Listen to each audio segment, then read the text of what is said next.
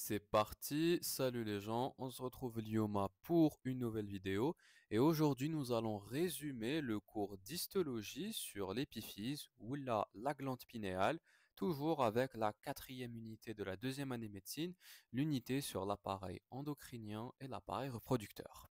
Avant de commencer notre résumé, on remercie, comme à notre habitude, les professeurs d'histologie de la faculté de médecine d'Alger, plus particulièrement aujourd'hui Dr Boulif pour le fabuleux diapo de cours que l'on va utiliser. Sans plus tarder, on peut commencer notre résumé avec l'anatomie de l'épiphyse. D'un point de vue anatomique, la glande pinéale ou l'épiphyse est une glande qui ressemble à une pomme de pin. Elle se situe au niveau du toit du troisième ventricule et donc est une formation diencéphalique, se situant sous la partie postérieure du corps calleux avec une base qui se dirige vers le troisième ventricule en se dirigeant vers le thalamus, en bas l'hypothalamus et encore plus bas la glande hypophysaire. Une vue latérale et postérieure nous montrant la formation diencéphalique euh, au niveau du toit du troisième ventricule qui n'est rien d'autre que cette glande pinéale.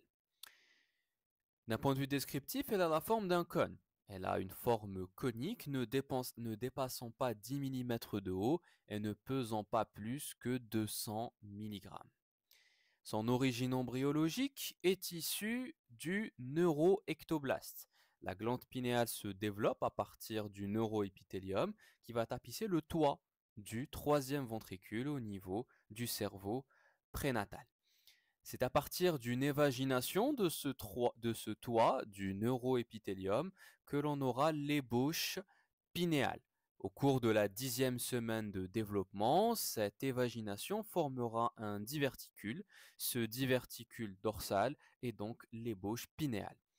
Les cellules constituant la paroi du neuroépithélium de ce diverticule vont commencer à proliférer, à se diviser, à se multiplier pour remplir et combler la lumière de cette évagination. De là, on aura la formation de l'ébauche pinéale, mais une partie de cette lumière restera, permettant de faire communiquer la glande pinéale au troisième ventricule. C'est ce que l'on appelle le récessus pinéal. Les cellules qui commenceront à proliférer, à se multiplier et à se différencier donneront deux types cellulaires à partir des cellules neuroépithéliales primordiales. Les pinéalocytes, cellules principales de la glande pinéale permettant de fabriquer et de sécréter les neurohormones. Et des cellules interstitielles supplémentaires, secondaires, de soutien qui seront les cellules gliales. La masse cellulaire constituant l'épiphyse va être recouverte, revêtue d'une capsule fibreuse conjonctive issue de la couche la plus interne des méninges, qui n'est rien d'autre que la pimère. Ces méninges ont une origine embryologique multiple, issue essentiellement du mésoblaste, paraaxial et axial de la plaque précordale, mais également des cellules des crêtes neurales.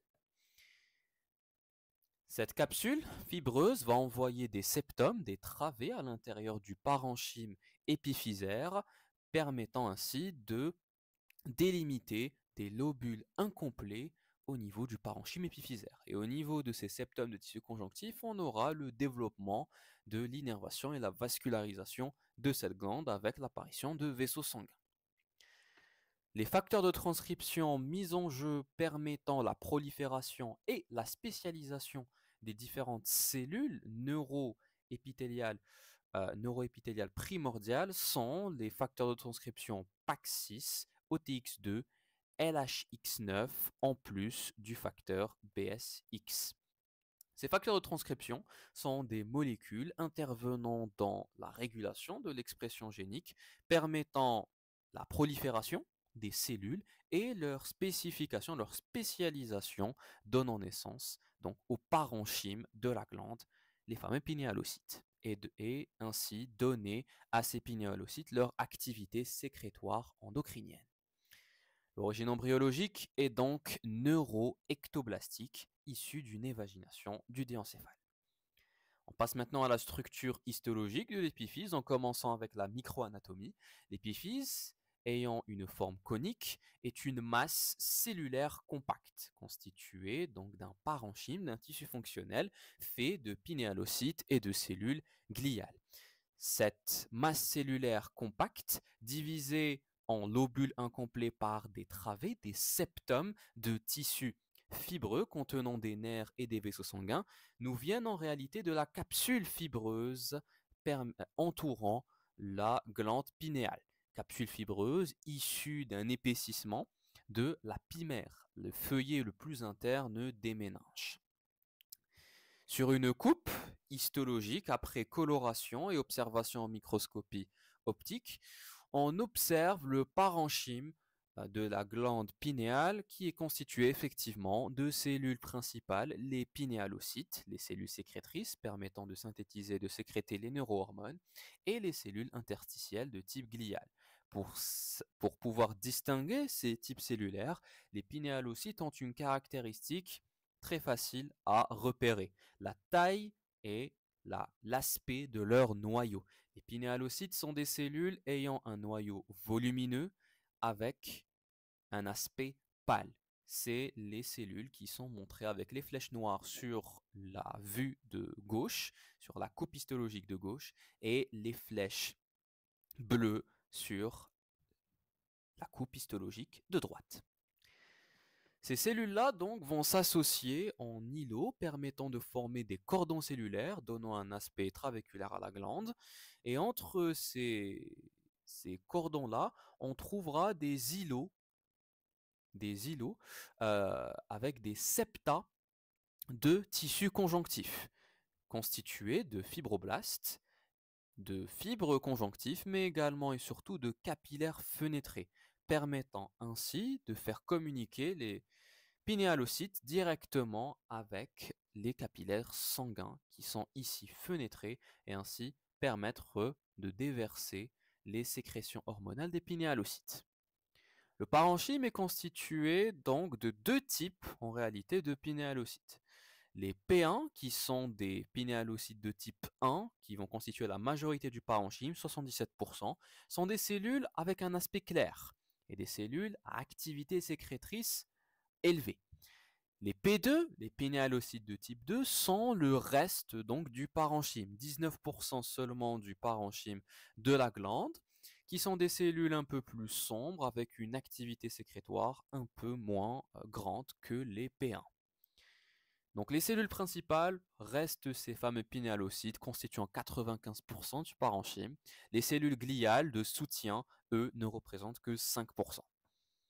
Pour l'ultrastructure du pinéalocyte observable en microscopie électronique, ce sont des cellules avec un aspect stellaire contenant deux prolongements, possédant deux prolongements. Un prolongement accessoire contenant des petites vésicules et de nombreuses mitochondries, et un prolongement principal très développé, neurosécréteur, avec énormément de grains de sécrétion, avec même des gouttelettes lipidiques.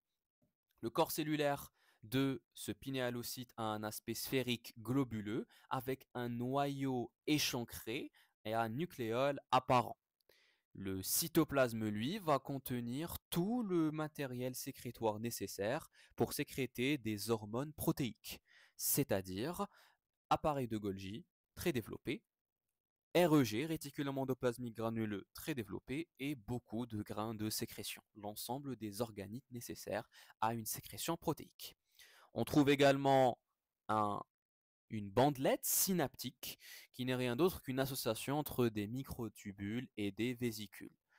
Cette cellule-là va être accompagnée d'une cellule de soutien, la cellule gliale, qui va, de par ses prolongements, entourer le pinéalocyte et également être innervée par des fibres nerveuses à axones amyélinisés, des axones nus. Le prolongement neurosécréteur va être en contact évidemment avec des capillaires fenêtrés comme représenté dans ce schéma. Au-delà des cellules constituant le parenchyme, une observation sur le tissu de la glande pinéale à partir de la puberté nous laisse observer des structures polycycliques, des structures avec des cercles concentriques qui ne sont rien d'autre qu'une calcification du tissu de la glande épiphysaire. Ce sont les concrétions calcaires extracellulaires en dehors des cellules pinéales qu'on appellera le sable cérébral ou alors le sable pinéal. On peut appeler également ces formations-là les corps arénacés ou les acervules. Ce n'est rien d'autre qu'une calcification du tissu pinéal qui commencera à apparaître à la puberté avec une augmentation de nombre et de taille avec l'âge. La calcification du tissu pinéal a un intérêt radiologique car il est observé sous la forme d'une tache blanche au niveau des radios standards et également des scanners, permettant de repérer la ligne médiane. Le déplacement de cette tache blanche qui représente la calcification de la glande pinéale et par conséquent représente l'emplacement de la glande pinéale, un déplacement latéral de cette tache risque de signifier un processus expansif, c'est-à-dire le développement d'une masse ou d'une tumeur du côté opposé au déplacement latéral. Si cette tache se déplace à gauche, cela veut dire que l'on a une masse qui se développe sur la droite.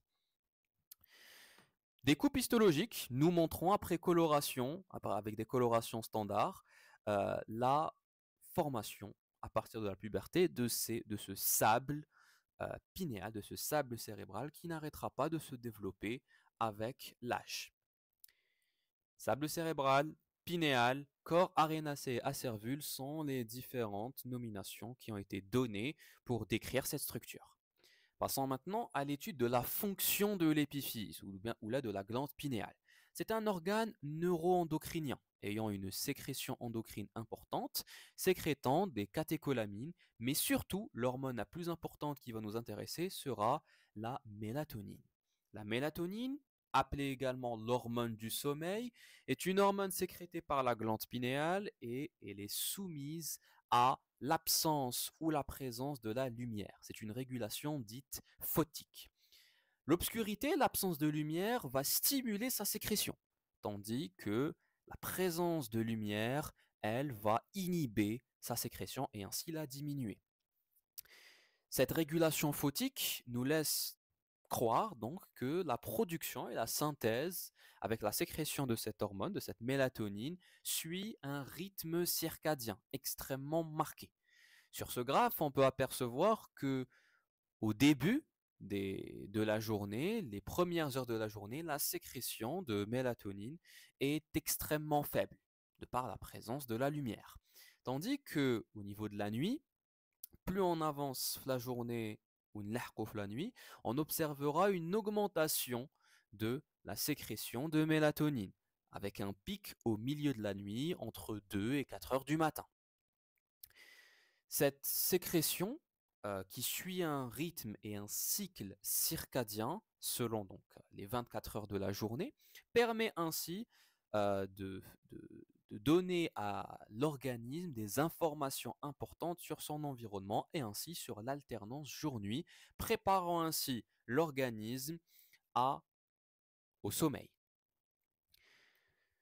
Ce rythme circadien a été déjà détaillé pour les résumés et les cours l'IFATO, et cette sécrétion de mélatonine est l'hormone qui suit le rythme le plus marqué, contrôlant ainsi d'autres sécrétions hormonales et d'autres fonctions endocriniennes et d'autres fonctions au niveau de notre organisme. À 7h30, la sécrétion cesse et elle est presque nulle. Elle augmentera très très peu jusqu'à l'absence de luminosité, donc jusqu'à la nuit. À 21h à peu près, la production va commencer à être stimulée, arrivant à un pic au milieu de la nuit. Cette sécrétion de mélatonine permet de préparer l'organisme au sommeil, justement. Alors ce rythme circadien extrêmement marqué, suivant les 24 heures de la journée, est contrôlé par l'horloge biologique interne de notre organisme, qui n'est rien d'autre que le noyau suprachiasmatique de l'hypothalamus. Ce noyau suprachiasmatique, constitué de neurones hypothalamiques, va intégrer et recevoir des informations issues de l'environnement externe, principalement de la rétine. De la rétine interne, faite de cellules photoréceptrices qu'on appellera les cellules ganglionnaires de la rétine. Ces cellules-là possèdent un photopigment, une protéine importante que l'on nommera la mélanopsine, donnant à ces cellules la capacité photoréceptrice, donc, de récolter et de comprendre les signaux lumineux, les transformant ainsi en signaux neuronaux, en influx nerveux électrique qui va être transmis au noyau suprachiasmatique par le biais du tractus ou bien de la voie rétino-hypothalamique.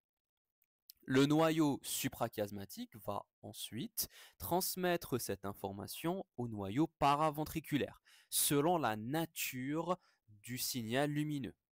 Si le signal lumineux est positif, c'est-à-dire que l'on a la présence de la lumière en extérieur, le noyau suprachiasmatique sécrétera un neurotransmetteur inhibiteur, le GABA, l'acide gamma-aminobutyrique, qui va inhiber la transmission de l'information au noyau paraventriculaire. Et l'information s'arrêtera là et on ne synthétisera pas de mélatonine. En revanche, si le signal lumineux est négatif, c'est-à-dire qu'il n'y a pas de lumière en cas d'obscurité, c'est ce qui arrive la nuit, le noyau suprachiasmatique sécrétera un neurotransmetteur stimulant, le glutamate, qui va être responsable de la transmission du signal vers le paraventriculaire. De là, le paraventriculaire va transmettre l'information par le biais d'un tractus, d'une voie, un ensemble d'axones de fibres nerveuses qui va aller de l'hypothalamus jusqu'à la moelle épinière. C'est le tractus hypothalamo-spinal.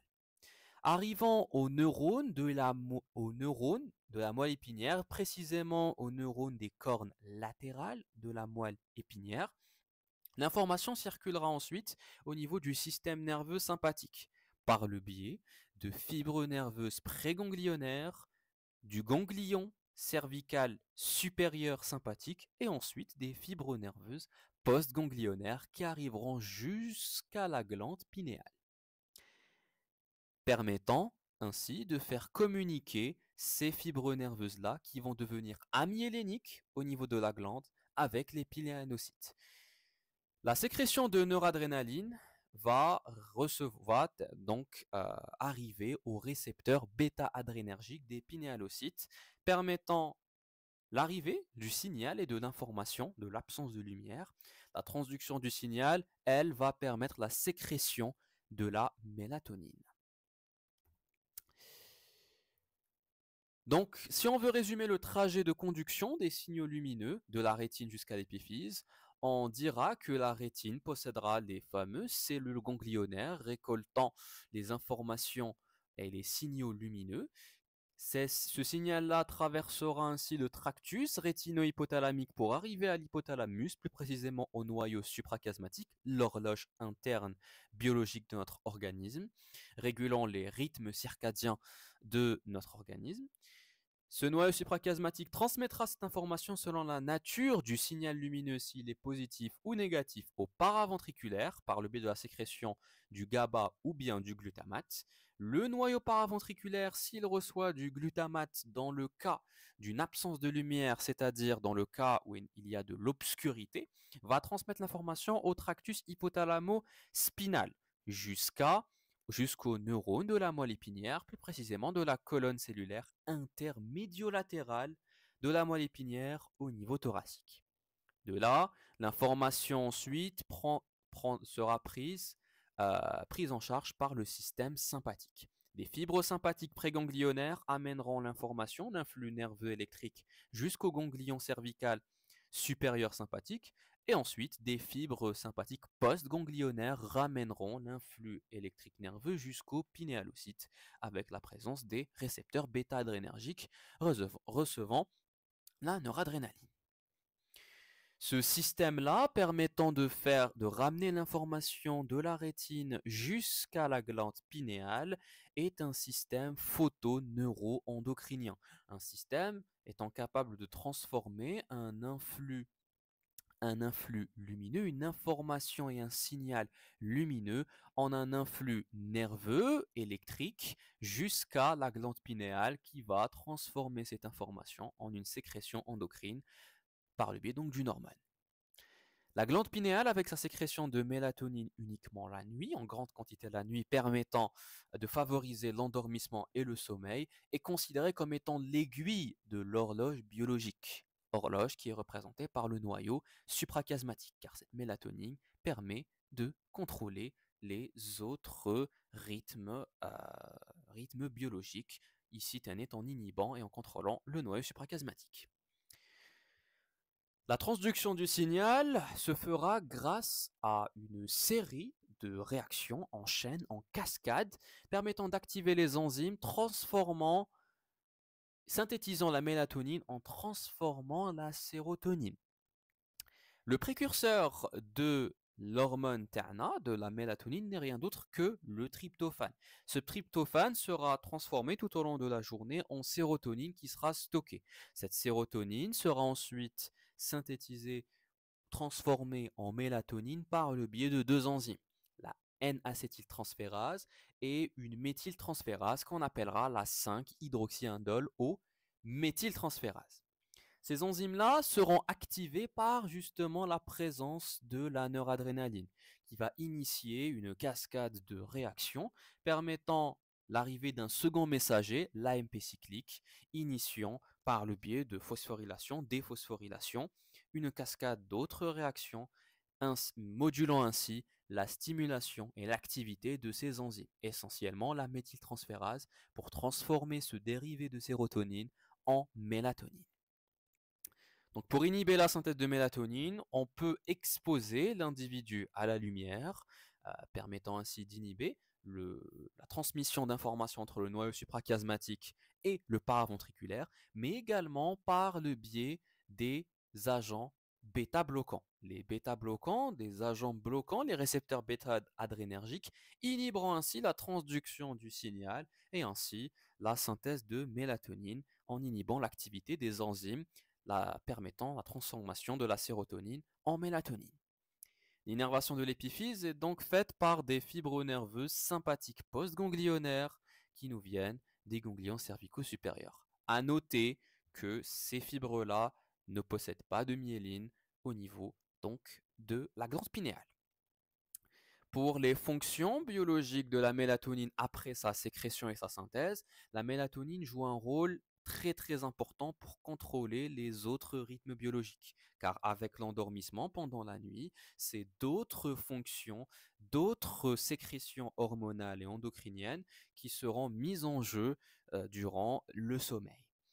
Elle va donc permettre de renseigner l'organisme, d'informer l'organisme sur l'alternance jour-nuit et ainsi permettre à l'organisme de s'adapter avec son environnement. Le précurseur de la mélatonine est bien sûr le tryptophane qui va subir une série de réactions, une hydrochylation, une décarbokylation pour nous donner de la sérotonine qui elle-même va nous donner de la mélatonine après deux réactions générées donc par des enzymes, catalysées par des enzymes. La mélatonine a aussi une autre fonction biologique, pas très visible chez les êtres humains, visible chez d'autres espèces. C'est un effet anti-MSH, inhibant ainsi les hormones mélanotropes, initiant la sécrétion de mélanine. Sur les humains, par contre, un rôle très important à connaître est son effet régulateur inhibant le développement et le fonctionnement des gonades, c'est-à-dire des testicules et des ovaires, chez les jeunes enfants. La quantité de mélanine chez les très jeunes enfants, entre 4 et 10 ans, va permettre d'inhiber le fonctionnement et la sécrétion des gonades, inhibant ainsi les fonctions sexuelles chez le jeune enfant et empêchant ainsi le développement des caractères sexuels secondaires. La descente, ou du moins la baisse, la régression de la quantité de mélatonine avec l'âge, avec la calcification du tissu de la glande pinéale, permet dans un premier temps la puberté, car on n'inhibe plus le développement et le fonctionnement des gonades, et va plus tard, chez les personnes âgées souffrant d'un très grand manque de mélatonine, donner des troubles du sommeil chez du coup, ces mêmes personnes. La glande pinéale, après la naissance, n'est pas totalement mature. Elle ne va pas sécréter directement de la mélatonine. Elle aura besoin donc d'une croissance avec jusqu'à l'âge de 2 ans. Elle aura besoin d'une certaine maturation jusqu'à cet âge-là. Donc le nouveau-né recevra sa quantité de mélatonine par le biais du lait maternel qui contient des bonnes quantités de mélatonine. Le fœtus, lui, recevait une quantité de mélatonine de par la liaison de sa circulation avec la circulation maternelle. Car la mélatonine étant de nature très lipophile, pouvait traverser très facilement les barrières et les membranes cellulaires, permettant ainsi de passer par le placenta et ainsi d'arriver au nouveau-né. Au cours de la 6e semaine jusqu'à la 8e semaine, l'enfant va commencer à développer son rythme circadien de par le début de la maturation de la glande pinéale et sa sécrétion de mélatonine. Au 3e, 6e mois, le rythme de sommeil normal est mis en place et la quantité de mélatonine va continuer à augmenter jusqu'à atteindre son pic chez le jeune enfant entre 4 et 7 années, voire jusqu'à 10 ans, comme on a vu le schéma précédent. La mélatonine, en plus de réguler les rythmes circadiens biologiques, permet de protéger le fœtus, de protéger même la personne, l'individu, de par son action antioxydante, de le protéger contre le stress oxydatif des radicaux libres. En piégeant ces radicaux libres, elles empêchent ces mêmes molécules-là de voler des électrons, entre parenthèses, de voler des électrons aux différentes molécules et membranes des cellules de notre organisme, et permettant ainsi une régulation, même une régulation immunitaire. Quelques applications cliniques pour l'épiphyse, la glande pinéale et sa sécrétion de mélatonine. Une pathologie importante à connaître est la tumeur de l'épiphyse. C'est ce qu'on appelle le pinéalome, qui peut se manifester chez le jeune enfant par une puberté précoce. Car si la glande pinéale ne fonctionne pas correctement et ne synthétise pas suffisamment de mélatonine, l'effet bloquant, l'effet inhibant du fonctionnement des gonades est levé et par conséquent, la puberté arrive à un âge plus tôt. On peut suspecter un pinéalome et devoir explorer la glande pinéale si l'on a un enfant, un jeune garçon de moins de 9 ans ou une jeune fille de moins de 8 ans qui présente des signes de puberté avec le début de la sécrétion de la testostérone, des androgènes chez le jeune garçon et le début de la spermatogénèse également, et l'initiation, le début de la sécrétion des oestrogènes, des hormones féminines, et l'activité ovarienne chez les filles avant 8 ans. Une autre application clinique pour l'effet de cette glande pinéale, c'est le jet lag. Le jet lag, visible chez les personnes qui voyagent beaucoup, qui risquent de voyager d'un pays à un autre avec une distance extrêmement grande, qui ont deux pays qui ont des fuseaux horaires très différents, se manifeste généralement par des troubles du sommeil, des troubles de l'attention également et des nausées. Ce jet lag est dû en fait à un décalage, à un conflit entre le rythme circadien de l'individu adapté est calqué sur le rythme et le fuseau horaire du pays d'origine avec les différents